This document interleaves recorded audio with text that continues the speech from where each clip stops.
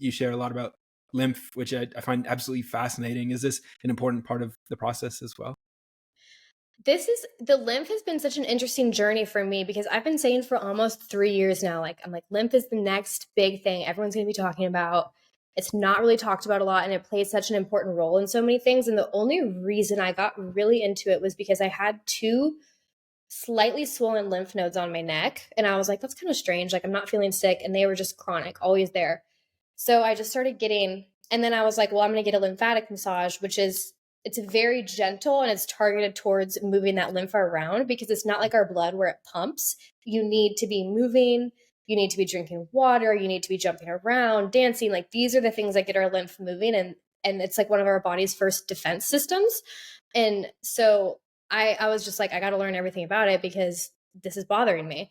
And so I started getting lymphatic massages, and my lymph must have been so stagnant because I would get like nauseous after these massages, just feel like terrible. And so I was like, okay, it's clearly stirring something up that like my body can't handle. And I don't know a lot about fascia, but my guess, this is not rooted in science, is that our lymphatic system is deeply tied to our minds and in terms of overthinking.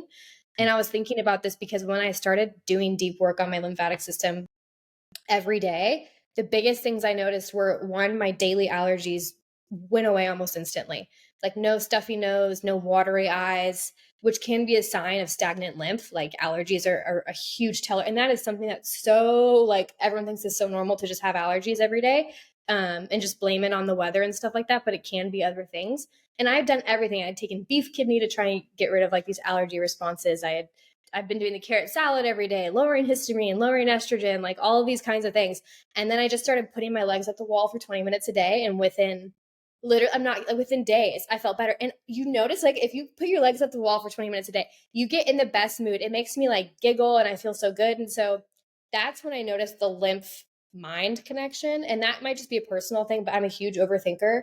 And not outwardly, but inwardly, I overthink everything. And can tend to be a little bit like of a worried type, I would say, and just hyper aware. And I think that hyper awareness takes a huge toll on the body. And so if our lymph is something that should be flowing, it should be like our thoughts. And so I think repetitive thoughts we're just storing in my body. And I think that release I felt has definitely probably helped with my hormones in some level. I don't know how exactly, like I wouldn't know the biology behind those connections, but a lot of people who think they're holding on to extra weight, it is stagnant lymph. Like, I had a message from a lady saying, I have not changed anything in my diet or my lifestyle. I've just been doing your thing of putting my legs up the wall for 20 minutes a day, and I lost like 5 pounds. And I was like, I'm telling you, it's women, I think, especially tend to hold lymph in like the back of their arms and their legs. And so it's really fascinating to see that we could look at something like that and be like, oh, I'm overweight or I'm fat or I have to lose 5 pounds, whatever.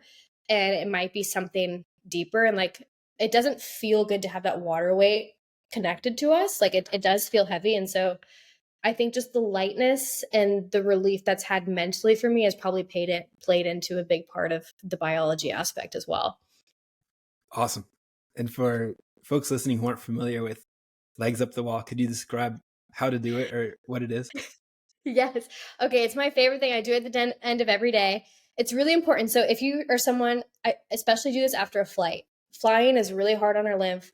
We're sitting for a long period of time. If you work a desk job where you're sitting constantly, that's hard on our lymph. Um, and so I literally just like, I scoot up against a wall and get my butt as close to the possible to the wall. And then I just put my legs straight up. Like, if it's confusing, you can just like Google, like, it's like a yoga thing, like legs up the wall pose. And then I do it for 20 minutes. And it is like afterwards, and it helps your like blood flow, and it's very relaxing, I would say, too. Like, I'll do it before I go to bed, but I think because of the lymph, also, this is something that I learned from Andra, who's also on Twitter. She was talking about how, like, if you wake up really groggy and really tired no matter what, that can also be a sign of stagnant lymph. And so sometimes if I do my legs up the wall before I go to bed, it'll wake me up. And I'm like, okay, that's how I know it must be like really stagnant, because I'm not tired. I'm just I'm like all wired now and excited to be alive. So I would definitely try it for the first time in the middle of the day before you go to bed. But Yeah, and that's just a simple like, doing stuff like that for the lymph is such a simple, actionable thing that you literally can do every day, and it's free. And there's other things you can do too, but a lot of people are into dry brushing for the lymphatic system, which to me was just it wasn't comfortable. Like, it's so scratchy and it feels almost, like, too rough, and so I think you kinda have to find, like, simple things that work for you, but I would especially recommend it if you're someone who sits a lot or if you after a flight, like, if your legs get swollen, that's, like, the first thing I would do. Awesome. Very doable. Legs up the wall, 20 minutes. It's the new seated meditation. It's going to be taking the nation by storm. We're going to be moving that lymph around I and getting know. the I get DMs from guys sometimes. They're like, "Can guys do this too?" I'm like, "Yeah. There's no you know, you can do it too. Like, you have a lymphatic system." Yes, everyone. This one is applicable to all listeners. Legs up the wall. In fact, stop what you're doing right now. Whatever you're doing, listening to this, get your legs up the wall for 20 Yeah, minutes. doctor's orders.